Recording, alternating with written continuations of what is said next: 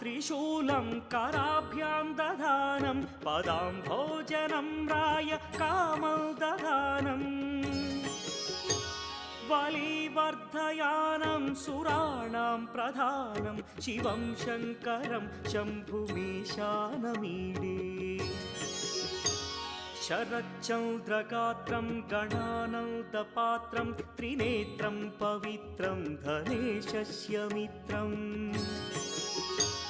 अपर्णाकळत्रं सदा सच्चरित्रं शिवं शङ्करं शम्भुमीशानमीडे